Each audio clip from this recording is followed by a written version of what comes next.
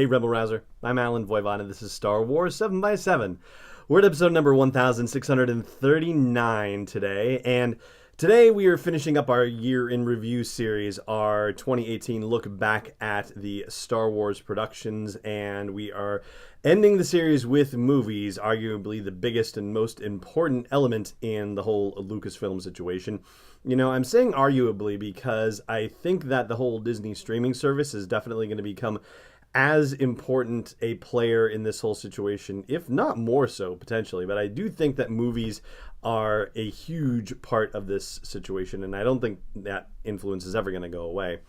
And as far as the movies go for 2018, well, The Last Jedi, of course, played out its string in the beginning of the year.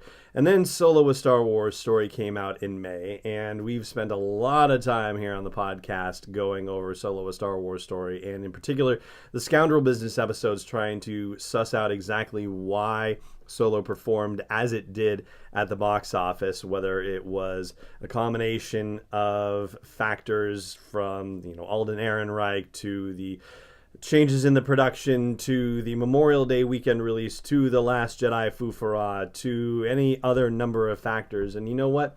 For something different, I actually went on to the Reddit movie thread, and I know that going to Reddit, you're kind of asking for trouble in some sense, but the particular Reddit subreddit I went to was the Movie Pass Club subreddit, the folks who had Movie Pass, and someone posted a thread that got 80 comments about, why do you think Solo tanked, and would you be seeing it again if Movie Pass was allowing multiple viewings? And I don't know that there's necessarily a great overlap with the Star Wars audience in general and the Movie Pass audience. Like, I don't know where the Venn diagram is on that. I don't think it's a huge overlap necessarily, but most of the sentiment in Movie Pass was generally positive for the movie, and the sentiment that was against it, ultimately, it was more about whether the movie was necessary, whether Alden Ehrenreich made for a good Han Solo. There were a couple of comments about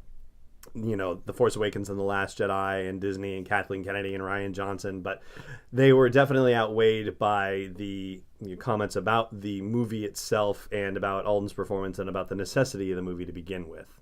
And there were a couple of comments in there that kind of echoed the exercise that we did a few days ago, where we talked about what might have happened if Solo had been released in December instead of May, and that it probably would have made much more money by comparison, even though it was going to be competing with Aquaman. But it's either take on Aquaman or take on Infinity War and Deadpool. And, competition-wise, it seems like the odds would have been better against Aquaman, say if it had come out on the 14th, like we discussed here on the show, instead of coming out on the 21st, as had been posited elsewhere on social media. And, looking back, it does seem like it deserved better, unfortunately. And, I know that part of the whole situation had to do with the fact that they were already planning to have Mary Poppins be the centerpiece of the Christmas release situation, and I would suggest that those are probably two very different movies. And so maybe if you had them staggered 2 weeks apart, they wouldn't have cannibalized each other. But be that as it may, it's not my decision to make. So it's unfortunate, but hopefully Solo is going to live on in people's hearts and minds as being, a fun ride, even if it wasn't the epic space opera that everything else that has come before it has been. And in another bit of positive news, both for The Last Jedi and Solo, the DVD numbers have been very strong too, and so that seems to indicate that things are all well and good with the franchise. And specifically, according to the Numbers, which is another great box office site like Box Office Mojo, the Numbers has The Last Jedi as being the number 2 selling DVD in 2018. That's regular DVD sales and Blu-ray combined. And it's second only to Black Panther, which, that's a total win for The Last Jedi as far as I'm concerned. Black Panther was an unmistakable smash. And so, coming in second to that is definitely not a big deal whatsoever. And Solo, having been released on DVD on August 25th, is already number 13 on the charts for the year, for 2018. It has already made more money than the number 12 one, The Incredibles 2, and it's just slightly behind in unit sales in that regard. But yeah, be that as it may, the DVD sales certainly seem to be indicating that things are actually going right on the movie front, even if Solo itself didn't necessarily perform as well as everybody would have liked in theaters. And actually, the Department of Corrections is chiming in. It's also made more money, Solo: A Star Wars Story has, than It as well. So it's actually number 11 on the list of DVDs for 2018 in terms of actual dollars spent.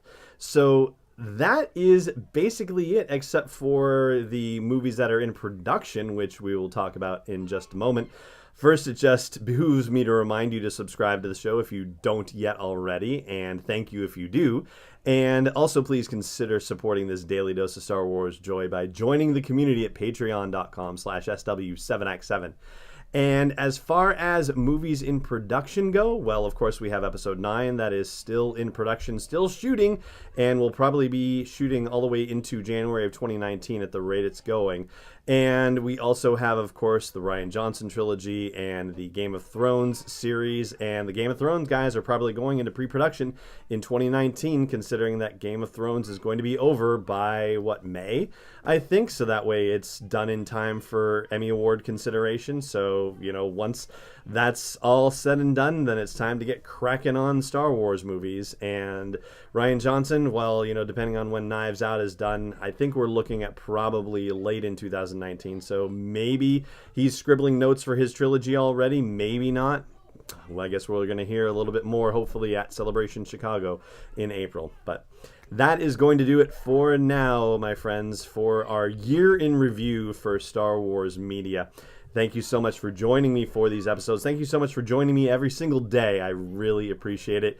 And, of course, as always, may the Force be with you, wherever in the world you may be.